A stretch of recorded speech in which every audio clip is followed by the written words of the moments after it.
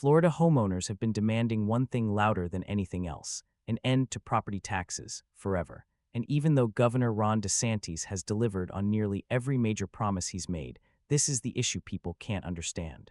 Why is this the one topic that isn't already done? In this episode of TaxHack Pro, I'm breaking down exactly why DeSantis hasn't eliminated property taxes yet, how Florida lawmakers are cluttering the ballot with fake proposals designed to trick voters, and the 5 absolutely essential protections any real property tax elimination bill must include so Florida families don't get trapped in a financial disaster. Let's get into it. You've probably heard state leaders say, it's coming in 2026, it'll be on the ballot, we're working on it, we're finalizing language, we're crunching numbers. They've been saying this for months. And yes, the governor himself has said multiple times that he believes Florida homeowners shouldn't have to pay the government every single year just to stay in their own homes. And he's right. If the government can take your house because you didn't write a yearly check, that's not ownership. That's permanent renting from the government. Floridians are exhausted. They want real ownership, and they want it now. I ran a poll right here on TaxHack Pro, and nearly 3,000 people voted. The result, a mind-blowing 98% want property taxes gone completely. The remaining 2%, probably lobbyists or local politicians who depend on the tax revenue. The overwhelming majority wants a simple, clean proposal on the November 2026 ballot. So the big question is, if voters support it so powerfully, why isn't the process already moving? Why isn't the state legislature pushing a real solution forward? Well, because while everyone is watching DeSantis, the Florida legislature is playing its own political game. The Florida House recently dumped 8 new bills, technically joint resolutions, claiming to reform property taxes. Sounds like great news, right? Nope. When you actually read the text, not a single one eliminates property taxes.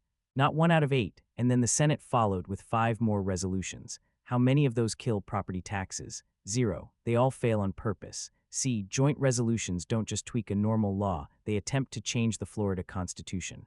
And to pass, they require 60% of voters to approve them. A huge percentage. But if you give voters one clear question, should we eliminate property taxes on homestead homes, it would pass instantly because nearly everyone wants it.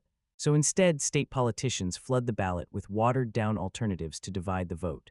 It's a strategy, and it's working exactly how they want. Imagine putting 100 people in a room and asking, who wants to watch The Office? Almost everyone agrees. But if instead you offer 7 popular shows, Game of Thrones, Breaking Bad, Stranger Things, Modern Family, Big Bang Theory, suddenly everyone splits into groups and nothing reaches a majority. That's exactly what's happening in Florida. Politicians know none of the 13 proposals will reach 60%, and then they'll shrug and say, we tried, the people didn't vote for it. Meanwhile, nothing changes and local governments keep collecting massive tax revenue. And why do counties and cities fight the elimination of property taxes? Because property taxes are their golden ATM. Local governments spend like rock stars, consultants, questionable nonprofits, bloated programs, initiatives designed to win votes, you name it. They don't want the party to end. Ending property taxes threatens the system they've built, so they're pressuring lawmakers not to pass anything real. Let's look at one example. Representative Juan Carlos Porras from Miami introduced HJR 205. On the surface, it sounds great. Floridians age 65 and up wouldn't have to pay non-school property taxes. Awesome, right? Not really. The biggest part of most people's property tax bill is the school tax. Seniors who don't have kids in school anymore still have to pay it, so you're still paying the largest share. And because only about 20% of voters are seniors, there's no mathematical way this can reach 60% approval.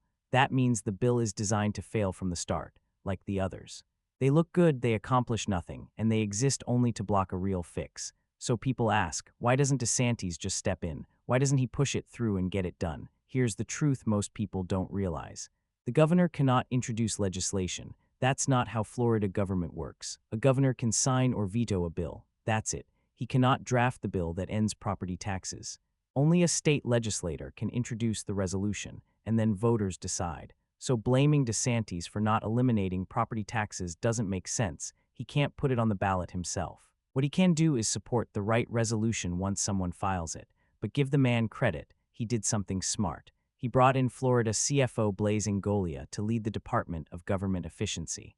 And what the department uncovered is insane. Some Florida counties increased their spending by 50% in just 5 years, not because of population growth, because of reckless spending. And that's important. Once the waste is removed, the state has plenty of money to fund schools, first responders, infrastructure, and basic services without draining homeowners dry. DeSantis even said he can cover the homestead revenue for all 32 fiscally constrained counties using existing surplus. No strain, no panic, just better management. Then DeSantis chose Jay Collins, former Green Beret, Florida senator, and one of the toughest leaders in the state, as lieutenant governor. The message was clear. This administration is serious about cleaning up government bloat. Now all Florida needs is one representative willing to team up with DeSantis and Collins and file a clean, honest, no-tricks resolution, eliminating property taxes on homestead properties. And before that happens, 5 protections must be locked in. First, complete elimination of property taxes on homestead primary residences. No loopholes, no exceptions, no half attempts. If it's your main home, you pay 0. That's what genuine homeownership looks like. No more paying the government every year for something you already bought. Second, keep property taxes on commercial buildings, investment properties, vacation rentals, second homes, Airbnbs, corporate-owned houses, hedge fund portfolios, everything except primary residences. This prevents BlackRock, private investors, snowbirds, and out-of-state buyers from getting unfair breaks meant for actual Floridians. Third, prohibit counties and cities from adding sneaky fees to replace property taxes. Without protection, local governments will invent fake charges, stormwater fees, service access fees, emergency fees, anything to claw money back. That can't be allowed. Fourth, require commercial property taxes to fund essentials first, police, fire, schools, roads, before any money goes to political pet projects or nonprofits. Florida cannot allow bloated budgets and wasteful spending to continue. Fifth, cut off the pipeline of tax dollars flowing into politically charged nonprofits or activist groups. Property taxes should fund essential services, not social experiments or political messaging disguised as charity. Until a real bill appears with these protections, here's what Floridians must do. Don't fall for the misleading proposals being pushed in Tallahassee. Most of these bills are decoys designed to confuse voters and block real reform. Don't let the media divide people either. They'll try to pit seniors against young families, homeowners against renters, conservatives against moderates. Division kills support for real reform. Unity is the only path to victory. DeSantis transformed Florida from a purple battleground with more Democrats than Republicans into a deep red powerhouse. He defended police officers, shut down radical policies in schools, protected personal freedoms, and ran the state better than any governor before him. And while he won't be on the ballot in 2026, expect Jay Collins to run with DeSantis backing him. That endorsement matters. Now it's your turn. Call your Florida state representative and say exactly this. We want a joint resolution with one question. Should Florida eliminate property taxes on homestead primary residences? Yes or no? No distractions, no gimmicks. Share this video with anyone who believes the 13 fake bills are real solutions. They're not. And if you support ending property taxes in Florida, drop stop in the comments. Stop meaning stop taxing our property. And before you go, click the next video where I expose Florida's secret billionaire community, the one you won't find on Zillow, guarded by ex-military and hidden away from the public. See you there, and don't forget to subscribe to TaxHack Pro for honest breakdowns the media won't give you.